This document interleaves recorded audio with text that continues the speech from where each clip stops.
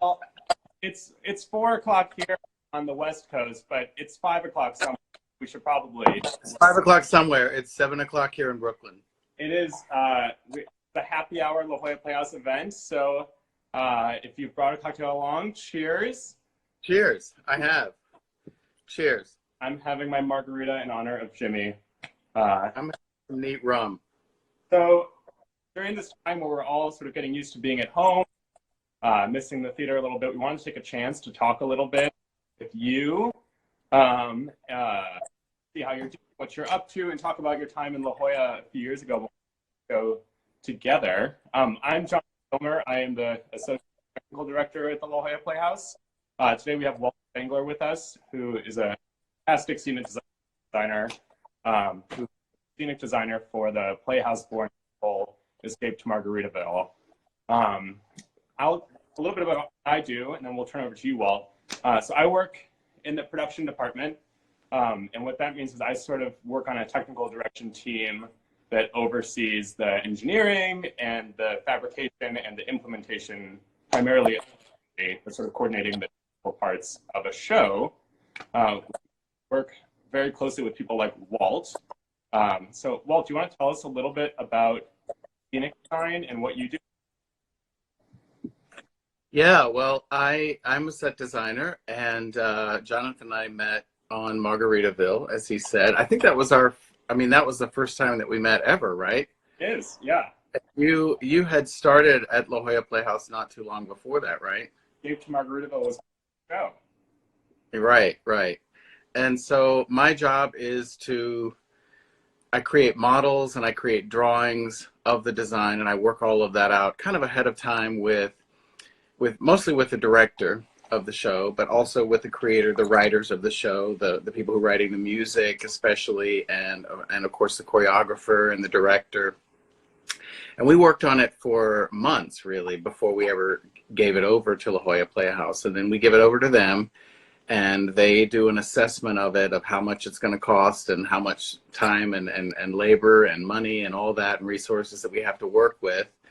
And then we kind of have a little bit of a back and forth, and we adjust the design based on what those needs are, and then we start doing it. And usually my first interaction with everyone is when I come out to the theater. And I remember this day coming out, Jonathan, when I met you and Danielle and Ben and just everybody at the theater. I usually bring all the models and drawings and everything and show it to everybody in person, and we have a big round table discussion about what all the ideas are, and then they start to build it. So a scenic designer is really responsible for all the physical elements on a stage, right? But it's also the props. It's all the things that we're seeing. It's the world in which it is going to. Yeah. And at the Playhouse, we're primarily doing world premiere work. So you're really creating, in a way, you're really creating the first visual impact that an audience will see, and sort of really setting the tone of how we're going to tell a story. Right, and in this case, on Escape to Margaritaville, it comes with the fact that Jimmy Buffett has this following of, parrot heads, and maybe we have some parrot heads watching right now. I don't know, but I did hear that there is a chapter of parrot heads, right, in La Jolla. There sure is. Or Diego. Yeah, and so, when we were creating, kind of unlike any show that I've worked on, we knew from the very beginning that the experience, even when you just sort of stepped out of your car or where you stepped away from your tailgate, was going to be, where the show really started. And so the fact that we got to do it at the La Jolla Playhouse, which just kind of has the tropical environment already, was kind of a factor in the whole thing from the very beginning. And we knew that we wanted it to be something that as soon as you start walking up that hill that comes up to the theater, you started feeling like you were going on to the island, and you were able to get a drink and able to get into the mood even before the show started. And were you a big Jimmy Buffett fan of the project? Well, I knew songs like Cheese. I wouldn't say that, no. Honestly, of course, I knew songs like Cheeseburger in Paradise because that was on the radio when I was a kid. But I didn't really know a lot of Jimmy's songs. And so, in fact, the first thing that happened when I got hired was they sent me off, and I know I saw him in Charlotte, North Carolina. I went to a concert, And that was kind of my very first, oh, we're taking a sip. We're taking a sip. Okay. Oh, scheduled sips. Scheduled sips. Okay. So but I had this kind of kamikaze, really fast induction into what it means to be a parrot head. The producers right off the bat said, we want to send you to a concert. We want you to experience what that's like, because, and it's true. There's really nothing like going to a concert when the people who are there, most of the people who are there have been fans for a really, really long time. And they're in costume, already just walking up to the concert. And everybody, of course, the margarita itself plays a huge part in that. And so, a lot of the first inspiration for the show really came from going to that very first concert that I went to. Great. I know I personally was unfamiliar with the Parrot Head world before the show, and it was like my second. I got pulled into a meeting. We had this whole conversation about how we were going to address tailgating in the parking lot of the theater, and I thought, right, how many parties are happening? Following. So, I know. I'm a convert now. I can't stop. You're a convert. I think we were all converts by the time the show started. Definitely. So the production process, we have rehearsals and we build the show and we put it into the theater, and then we have technical rehearsals, go through each step and how it all moves. And then a really part of the process are previews, where it's the first time an audience gets to see the show. And so what you do is you rehearse all day, and then you have a show at night, and then you do notes afterwards, and you review things that work, things that didn't work, what you want to change, and you come back the next day and start putting those changes in. I remember that first preview so vividly. Can you talk about the audiences we had in La Jolla and what that was like? It's funny because, I'm used to going to, like you said, we always go to previews. And those audiences are always a little bit special because they all know that they're coming to see something that hasn't really been seen very much before.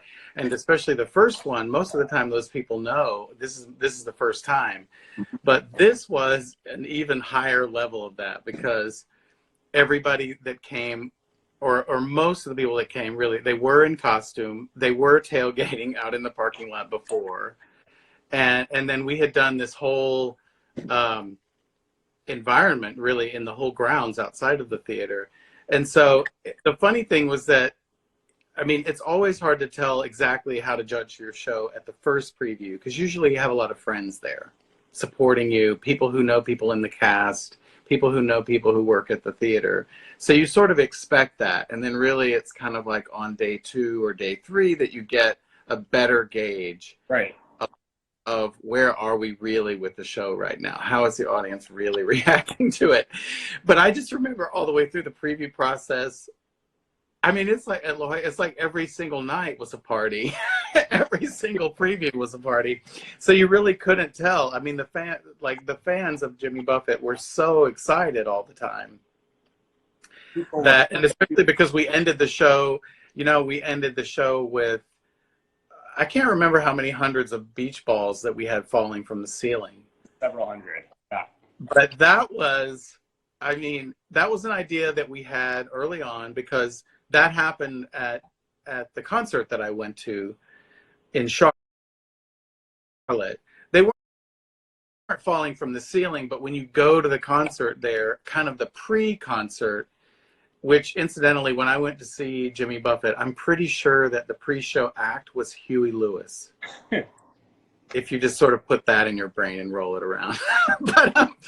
But before the show happened, there were just beach balls going all over the arena, and everybody gets involved, and everybody has a drink, and everybody is involved, really. It's sort of audience participation even before Jimmy got there. And so we really wanted to create that idea of the feeling of the concert by the time you get to the end of the show. And we really did do that. But it was really interesting because we had rigged up the bags and stuff over the theater to drop the balls. And I remember early estimates were like, oh, we'll need, 50, or something.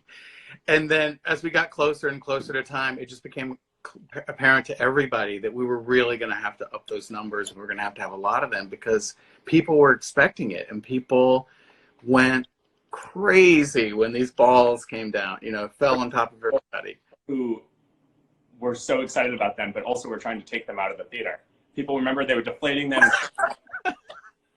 I know. I was thinking about that today, that people would be, I mean, it was almost like a war was going to break out, because people would, when they would fall, and then, you know, they would go around the house for a little bit, and then they would, of course, start to land in the aisles and land between people, and people would catch them. Yeah. And then you would see these hardcore parrot heads grabbing after those balls and stuffing like 5 balls into their outfits. Right, and you'd see people kind of trying to deflate them while they were in the theater. It's as if people thought, oh, they're not going to let us take these unless I steal it or something. But the whole idea was that every ball was free to be taken, and we had accounted for that, and they had brand new balls, right, for every single show. And so it was funny that to watch people kind of clamoring after them like they weren't going to get to have them. Our prop master, Deb Hatch, just commented posting that there were 120 beach balls each night. How many? 120? 120. One of the fun. Hi, Deb. So Deb is with us. Hi, Deb. She's saying hello. Let's talk about Deb. Can we talk about Deb for a second? I think we should, because I have a note here that we should talk about how many. The stage was full of drinks and food. I mean, like, unbelievable amounts. I had Deb send me the list of how many drinks were in the show, and I got a head thinking about it. It was painful. And you know what? The funny, yeah, I mean, I want to say it was like 80, and maybe Deb can confirm that.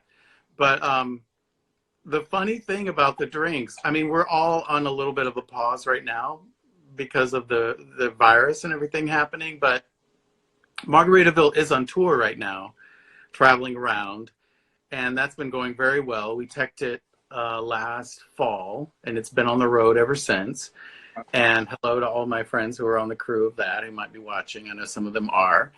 And but the funny thing is that the drinks that Deb made in the prop shop in La Jolla are the same drinks that are on the tour right now. So, and they aren't just drinks. I mean, they're made to look like drinks, but their dancers are throwing them around the stage. So they're all sort of a rubberized thing. So they're fake, but they have little bubbles.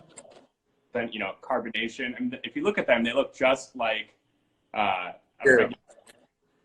they do. They do. I mean, and the cool thing, the thing that I was really proud of, and I mean, I have to give it to Deb and her crew at the shop, because they really embrace the idea that when you're at a bar and you order a particular drink, of course the margarita was the iconic drink that is featured, you know, throughout the show, but there's a cast of people and we have a bar on stage, and so it was really important that we actually be able to believe that different people had ordered different drinks. And you know how you have a different relationship to whatever drink it is that you're drinking.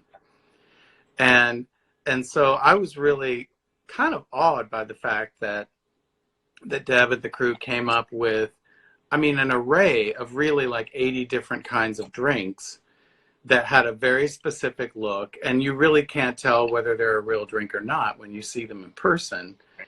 And then because I've been with the show for so long, I have seen the way that they were made also in such a way that you could then have an upkeep and you could maintain them. So you're seeing this drink that actually, it's kind of like on, it's like on Westworld. Yeah. It's like some of the drinks, you know, people get their drink and they kind of do their thing with it and they sort of destroy it. But all of the drinks have the ability to be kind of resurrected, to be cleaned, to be heated. You can actually take some of the drinks and you would think that you would, and they look like a cold drink, but you actually have to heat up the drink in order to make it go back to its original state. And of course, they're constantly changing out the straws and things. And, you know, so that's like a character in itself in the show, really, the drinks. It has to run 8 times. Everything's to be able to do change. I have the list. I'll go through a couple because it's extensive. We have 2 martinis, 4 beer bottles, 4 whiskey bottles for juggling, 7 shot glasses, 10 dirty drinks glasses to clear, 2 tiki drinks, 4 tequila shots, a Tommy drink, 8 assorted tropical cocktails. I mean, that's the first quarter. It goes on and on. Is real. There's a and yeah, and I can remember when we got to New York, some of those had been damaged, and so we just called Deb and placed another order. And because they create something, this was an amazing thing about the show's future, is that whenever you do a show like this that's going to continue on, a really great prop master like Deb creates what's called the Props Bible. Mm-hmm. And that's a book that has all of the information about all of the stuff that's in the show. And in this case, of course, that included a photograph of every single drink. And I remember that they're in the Bible, they're kind of put in categories, so that then we could then go back later on when we realized that some had gotten damaged and stuff, we needed more, and call up Deb, and the La Jolla Playhouse shop actually made a whole nother round, if you will, of all of the drinks and sent them to us when we got to New York. Sort of like right now where you can order from restaurants. Yeah. For those who took the Kelly Devine dance class and come from away and look at a screech, if you look very closely on the Margaritaville set, there's a big bar that comes in as part of the hotel. And Deb and her team cleverly snuck a bottle of screech onto the shelves. So the screech that was originated from Come From Away found its way to the set of Escape. Oh, really? I don't think I knew that. It made me laugh. Well, that's funny that you mentioned that, because the bar is really probably my favorite thing about the show. The bar is kind of my favorite prop. And do you know that the bar that's on tour right now is the same bar that we had in La Jolla? Oh, great. So that, in a funny way, it's like the bar, you know how they say like the kitchen of a house is kind of the heart of the house and the heart of the home? I feel like in Margaritaville, the bar, I mean, not to overemphasize the drinking, but really the bar itself is where all of the drinks get made. It's where everybody comes. It's where interactions happen. You know, when you see the show, that is the place that brings the people together, who don't know each other. And so that unit, that Brick, who's our bartender, the main bartender in the show, and also one of the main principals of the show, that is his home. And that bar that we made, actually we had it, I remember, in rehearsals in La Jolla from the very beginning. And that is the same unit. And what's really cool now is that, you know how bars kind of take on a certain history and character, and people carve things into tabletops and bar tops and things like that. That has actually happened now. And so that unit that we have, I mean, it's like gold to me. Like, it should end up in the Smithsonian someday, because, and the cool thing about it, you know, remember how we have a real refrigerator. I mean, I don't think it's really cold, but it is a real cold refrigerator, and it really is stocked like a bar would be stocked. And we have all of the various condiments so that they can really pretend to be making all of the drinks, and then kind of sleight of hand, they grab the beautiful drink that was created in the prop shop. But you know, and Brick has like a secret place where he keeps his tips. And of course there's the all important the daily drink special, which figures, you know, importantly in the show, and there's a whole number based around that.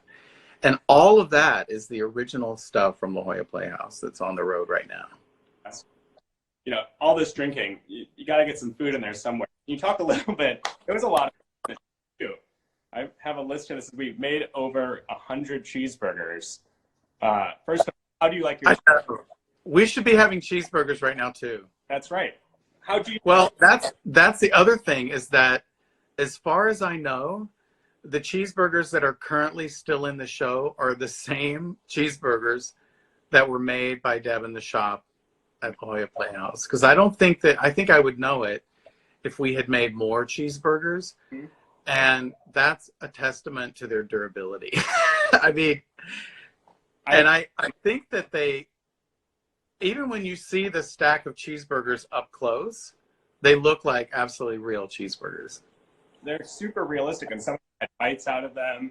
what I love is they were made out of a sort of expanding foam, which they were sort of elastic and had a great bouncing characteristic. So dancers really had to learn to hold on to their cheeseburger because they dropped, and it was like rubber balls bouncing on the floor.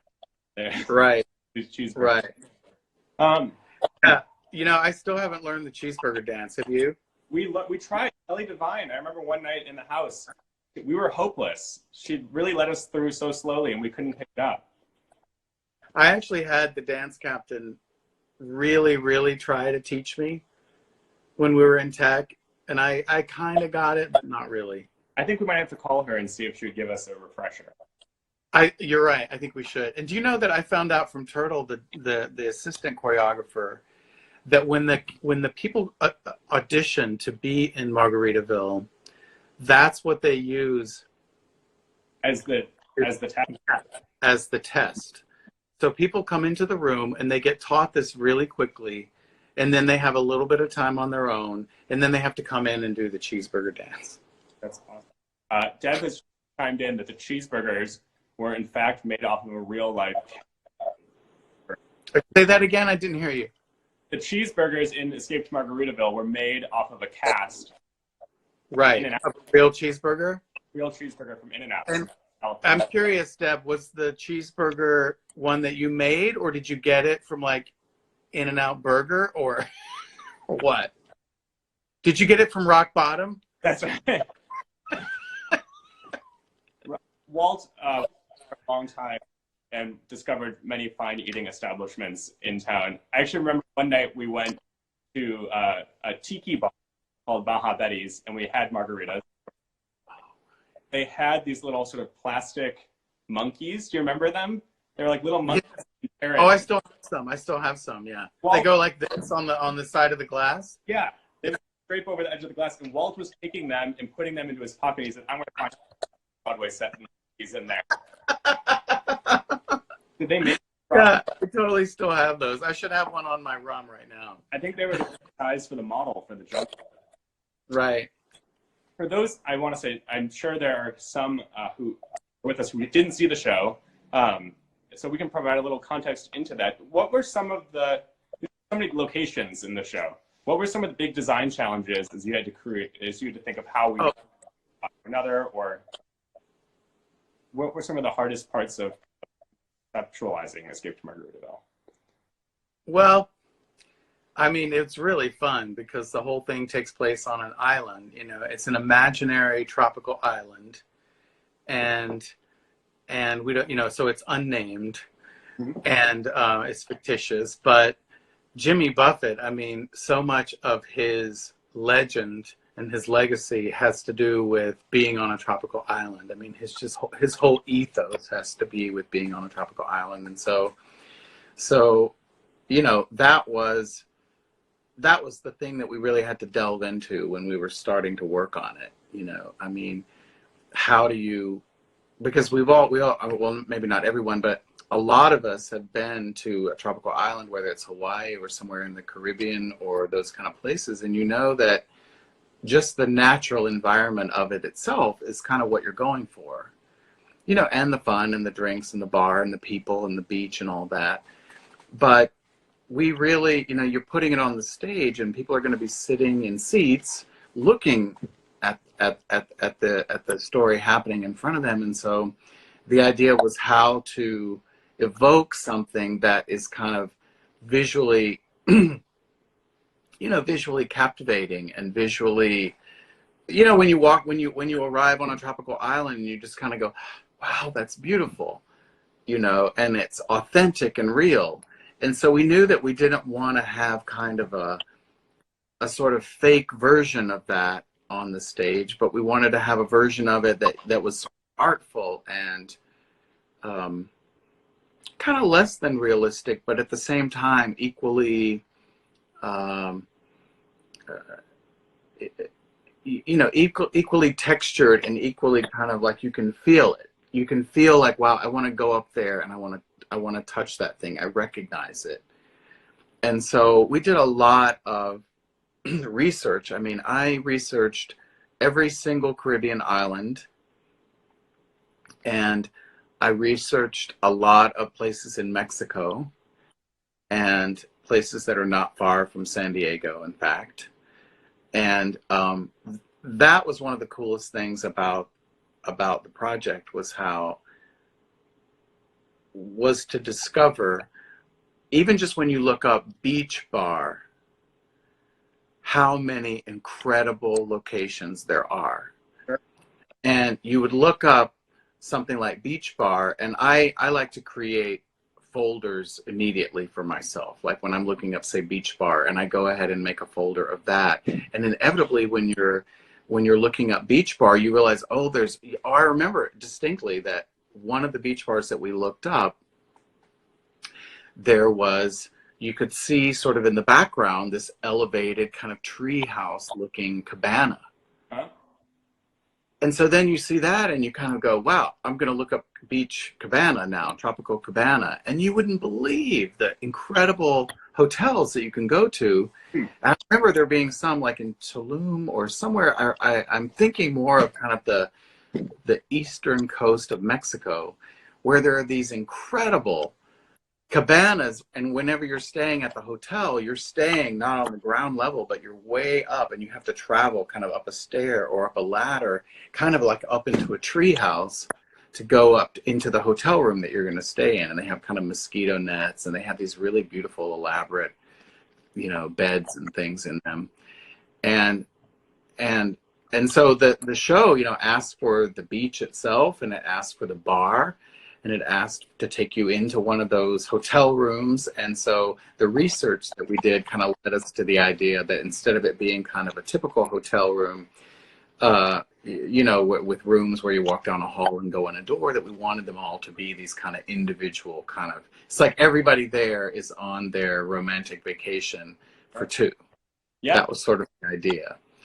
And so that's what led us to having kind of the framework for the show, which we came up with really in the very, very early model. After we made a model of the La Jolla Playhouse, we then took a stab at the bar itself, which we knew was kind of the central location that you keep coming back to.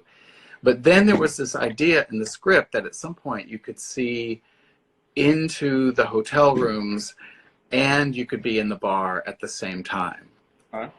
And so it's kind of, how do you do that? And that's the great thing about design, is that the story kind of comes up with what the situation is and who's involved in it. And, if it's television or a movie, you just can easily cut to one place or the other. But in theater, you have to figure out a way to juxtapose those at the same time. And I remember distinctly thinking, well, I don't want to be seeing sort of the bar and the hotel behind it or something, because that would always feel like there was this kind of looming, architecture around it. And it felt like the idea is that we really wanted to also capture the openness of being on a tropical island, where you step off the plane or the boat, and what you really feel more than anything is the expanse of the ocean. And often it's like a white sandy beach, and it's like glistening blue water. And so we wanted the whole space to kind of have that feeling. And that's what led us to having the cabanas that we had be kind of out here in the audience, so that the audience felt like they were close to them, but they were just sort of a part of the show. I mean, anytime you can kind of bring the environment on the stage out around to sort of envelop the people, I like to try to do that. And it's amazing because the show really moves. You start in a city and it's winter, right? It's the whole impetus of going. Yeah, that was another great thing. That was a very smart thing about the writing, is that the very first thing that you see, which is kind of a surprise, is that actually we're in really cold Cincinnati. Mm-hmm. And I thought that was really a smart way to start the show, because it gave you sort of the exact opposite. I feel like oftentimes in design, the best way to underline, what you really want to get at is to actually look for a minute at the opposite of that. Mm-hmm. Like if you want to really look at white, then look at black ahead of time, or just whatever complements each other or is contrasting each other. So I thought that was a really smart thing about the show, that it started off with snow on stage. And so it also, once you got into the hotel, we would leave the hotel and go into this sort of huge jungle. What I think it's unique to the Playhouse is that all of our production are on site, right? Our rehearsal offices and our theaters and our shops are all next to each other. Do you remember there were over 2,000 plants, sort of green leaves that all had to be custom built led by our scenic charge. And I think of that in a huge endeavor to do that. But it was actually in some ways the first exercise at working remotely, because you were sending videos from your workshop in New York of sort of practicing these things to us, and then we would be in San Diego and try your method and maybe tweak it a little bit and send videos back. You want to talk about that process a little bit? Yeah, you know, that's interesting, because the advent of this kind of communication where two people can talk to each other like this, or you can be on Zoom, or you can just be on FaceTime, that really, this project was a huge step forward for me just in how I was able to communicate, because like you said, we came up with all these ideas, again, because the show leaves the hotel and you go into the jungle, and then you ultimately go to the top of a volcano. So we wanted also to deliver that experience of going into a very lush environment on stage. But we knew, again, that we didn't want that to look like that we had gone to the local store and bought a bunch of fake plants or something. We really wanted to come up with a kind of crafty, you know, artful version of it, that you see it and you know that's not realistic, that's not real, and yet it is real, because what you're seeing is tactile and right there in front of you, and you can really viscerally feel it. And so we came up with, of course, the original version of it in a very small model. And then the question is, well, how do you get at what that's actually going to be? And I remember, you know, doing things like going to my local craft store and being able to make real-time videos in the craft store and send those to Melissa Nalbach, the scenic charge at the La Jolla Playhouse, and just sort of in the moment talk about the ideas for what we were seeing in the store and how we wanted to maybe get ideas about that. We would get artificial flowers that existed and take them apart and kind of look at the patterns, and then maybe we would scan those patterns in and we would kind of blow up that pattern. And then we did build quite a few samples in my studio, and we made videos all the way through of that process. And one of the things that I've found kind of in the last, well, really since this project, I've started doing it on a lot of things, is that if you have an idea for something like that, that's kind of out of the ordinary, and you want to show the direction of it, you can make little videos right along the way as you're making it. And that's what we did. And then we were able to share all those videos. And then Melissa was able to take those and then do their version of it. And of course, the theater always has a lot of other considerations, like the fact, for example, that it has to be fireproof, right? Because we can't burn down the theater. And there's really heavy guidelines about how to protect the audience when they're coming to the theater. And those are things that I, the designer, don't really have to think about, but that Melissa really had to think about, and you and all the people on the staff. And so there was really this back and forth of, we can make it out of this kind of material, and we can do this many of these. And so we came up with kind of a few different patterns, but then those got replicated by all the people in the shop, and we ended up having, just hundreds of them to work with to create these kind of mountains of foliage. And it's one of the things I actually love most about the La Jolla Playhouse is that we all sort of, and we work in different departments, but there's such a spirit of collaboration, both to work with our visiting artists amongst ourselves. You know, that Melissa led the charge on that, but we worked very closely with the costume department, and our craft said, "Oh, I have this idea," and then it's sort of like making a good sauce. Everyone puts their ideas in, and we let them simmer, and we refine it, being really, I think, magical. Right. No idea ever really uniquely anyone's. It always comes. It's all players who work together, and you're such a great collaborator. You inspire that with teams on your shows.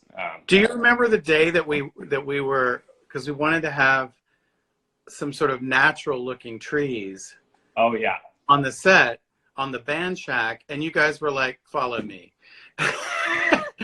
Walt designed logs on the set, organic and weird. You know, they're to really make it look not like a engineered structural thing, right? To have that organic nature, and I couldn't figure out how to make them.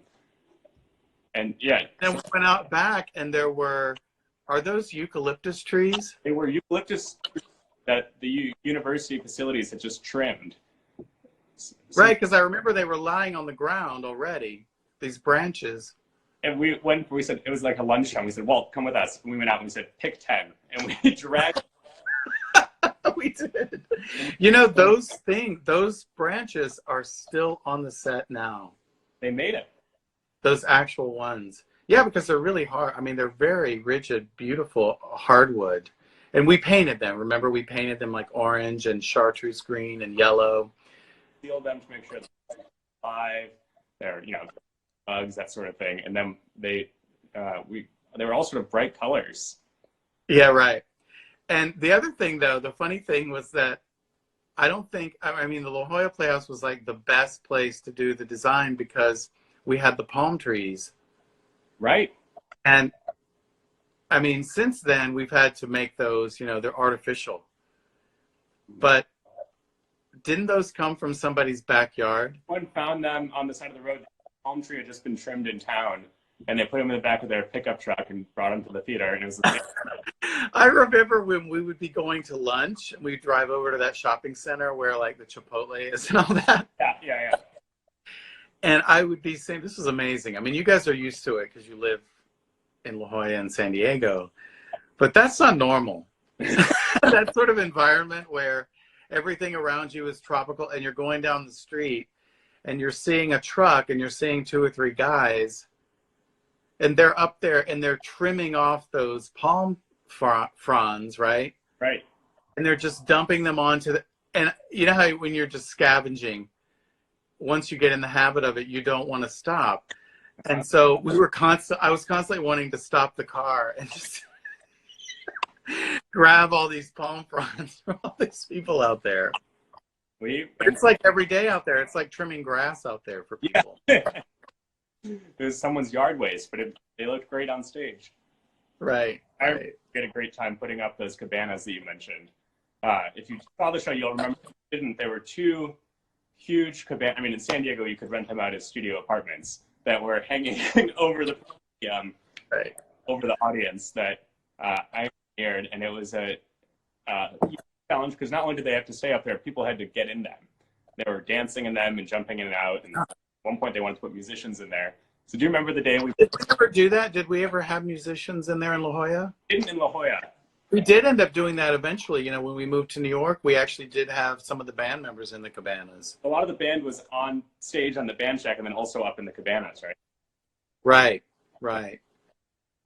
So yeah, I remember the morning when we were putting them in. That was a feat. I mean, that was crazy. They were huge. Do we dare tell the story about Dave? I mean, I was going to. The caveat is everything we do has 10 degrees of safety. It was all fine. But it took probably 5 or 6 hours to each of the cabanas up with the majority of our crew. So we probably had 8 to 10 people in the house. You and Danielle and everyone. I mean, I remember, you know, I'm the designer, so I'm sort of sitting back. I'm the one who's supposed to go thumbs up. That looks good. So that kind of meant that I didn't actually have to pull a rope. I don't think. Yeah, you did. But everybody else was pulling a rope to get those things up in the air. Sort of a, like, don't show anyone how you make the sausage. But it was also like a finished screen that you would give a notes on and we'd paint it, and it was, you know, it was exactly what we wanted it to look like. And it was like watching bags get loaded onto an airplane. It was just getting tossed around, and this thing's going up, and we probably have 8 to 10 crew members lifting it with motors and pulling on ropes. It has to fit the architecture of the. And we finally get it into place and secured, tested, and our shop foreman, who's running the crew, says, "Hey, everyone, let go of the ropes. Let's let it settle." And we saw it sit into its perfect place, and we all let out I mean, it was stunning. It was so beautiful. And he turns to Walt, and what did he say? I'm here. Sorry, my phone was ringing, but I declined it. It's fine. Did you say the ultimate line? Oh, I was leaving. So it settles into place, and everybody's like, breathing a sigh of relief. And Dave goes, "I have no idea why that's not falling down." It's like hysterical. It's a good sense of humor. You work all in the theater. In the theater, people. You work all over the country and really all over the world, Broadway, off Broadway, and a lot in the regional theater world. What makes Playhouse sort of unique? Well, the environment. I mean, that was, Margaritaville was my very first time working at the Playhouse, and I've never worked in a theater where the shop is primarily outdoors. Sure. And also a lot of places where you work, the theater is in one place and the administrative offices are in another place, and maybe the shop is across town in a different place, and maybe the prop shop is in a different place. And so it's a lot of separation between the people. But the thing that really struck me about the Playhouse was how everything was right there close together. I mean, the scene shop is directly next to the stage, and the prop shop is right there, and the paint shop. I mean, all of it right there in the same building. But then also just up the stair is the rehearsal room. Right. And that was incredible, because it's almost always the case that everywhere else, wherever the actors are in rehearsal, is a completely different place from where all the actual scenery is being made. But I saw this incredible thing where actors would go on a break and they would immediately walk outside in this beautiful, tropical environment, which I'm sure you're all so used to, you don't think about it. I can see the sun coming in on you right now. Yeah, and you're totally used to it. But I mean, that was an incredible thing, that most of the scenery before it made its way onto the stage was outdoors. And it would be outdoors for days and days. And I don't think there was ever any rain. That's what makes it made it look like a tropical island. It was getting weathered by the ocean breeze. Yeah. That's an incredible thing about that place. Then, designers can be in the rehearsal room, and we can bring them to the shops to see what the process, and get the feedback at all the right moments, and really make exactly what's desired. We can respond to that. Yeah, and then the other cool thing was then on the opening night, I mean, the party that you guys had, it was not to be believed. I mean, I just couldn't believe the way they came in there and they transformed the same area, the same sort of upper shop area, and that outside of the rehearsal room just got completely turned into this kind of outdoor paradise themed after the show. And it was really cool, because that was the location that we had all been working in for the last 6 weeks. Yeah. And kind of carried all the way through to where the party was. And that had a kind of huge, that had a huge impact on me, just in terms of feeling like you kind of reached this moment of the culmination of the whole thing. That was very, very cool. And we mustn't forget the incredible bonfires on the beach that happened at La Jolla Playhouse, which I've never seen that happen anywhere else. It's a great thing, too, because the crew and the cast and everyone gets to know each other so well. It really becomes a little La Jolla Playhouse. So how often do you do that? Oh, they have every show. Really? They tend to. Margaritaville was especially a party show. Well, great, after a Sunday night show. I remember making an offhanded request, and all of a sudden there was going to be a bonfire. It was great. We had several. It was a good time. Yeah. Before we wrap up, I want to open it up to some questions to people who are tuned in. As people think of that first day of rehearsal, Walt, like you said, it's so cathartic to come back to the rehearsal where everything has been created. On our first day of rehearsal, we have a company breakfast where the La Jolla Playhouse partners generously buy bagels, and we have a great time. And we go around and everyone introduces themselves and what their role is in the project. And for a show like Margaritaville, It could be hundreds of people there.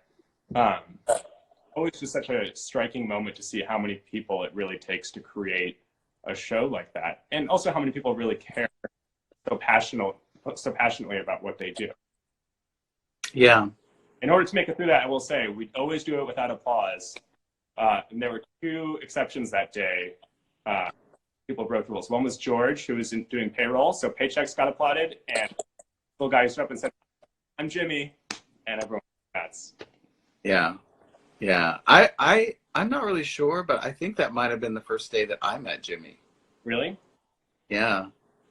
I might have met him. I might have shown the design to him before that, but I'm not sure that I did. I think it was shown to him because I just really remember the day, and I remember presenting the model to everyone and standing next to him, how surreal that felt. And then there were some photos I remember after that of him talking, and I was sort of standing there next to him.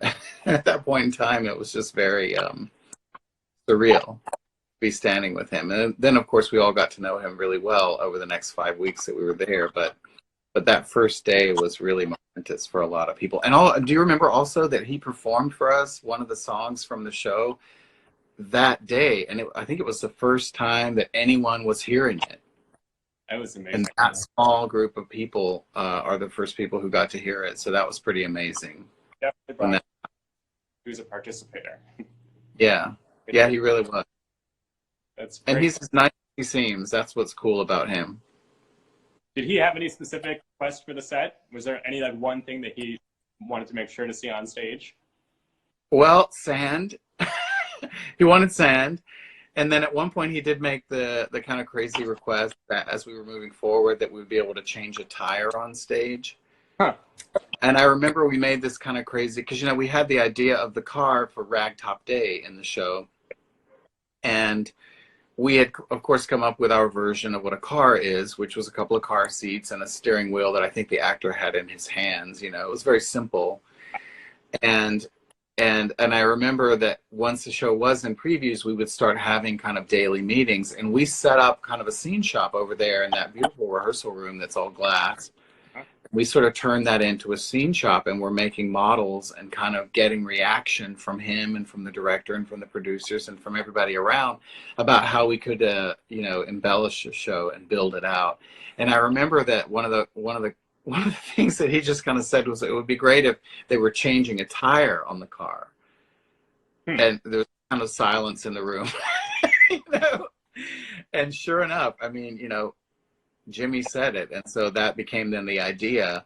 And I remember going to a CVS because I was kind of scrambling to figure out how we're going to have to make a more literal car. And I remember going to a drugstore, a CVS or something there in La Jolla, and you know how they have those racks up near the cashier that have cars on them. And I bought, and they happen to have a red, a VW Beetle. And so I bought 3 of those, and I took them back to the theater, and we knew that it needed to be a convertible.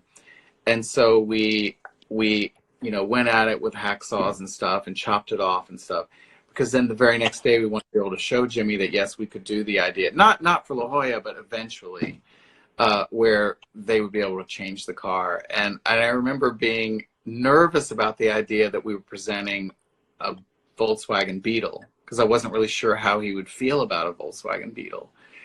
But he loved it. and I don't remember what he said, but he had some story that he told about a Volkswagen Beetle that he had known. And so I felt really good about the fact that the thing that just happened to be available and that we could kind of make look like what it would look on stage, came from a CVS store. And that he was really happy with it. Like going around and finding palm. Gotta keep your eyes open. So many things are just like right there in your back door that you need. That's awesome. Well, Walt, thank you so much for joining us tonight. This has been a lot of fun. Thank you. As we close, Be safe. say hi to all of our loyal theater supporters and theater artists, and remember that you are all on our mind in this tricky moment. Theater really is all about the people and the people who show up to support it, and we're feeling that void right now, and it's very real. So yeah, moments that I'm really looking forward to when we can all be back in the theater. I think there's going to be a lot of celebration happening. I'm looking forward to it. We're going to get through this moment. We'll be humbled, but we'll be ready to go when it's time to go. When our doors are open, we can't wait to share with you what's new and next in the American theater. So stay healthy, stay happy, and stay tuned because there's more to come. Have a good evening, everyone. Walt. Bye, everybody.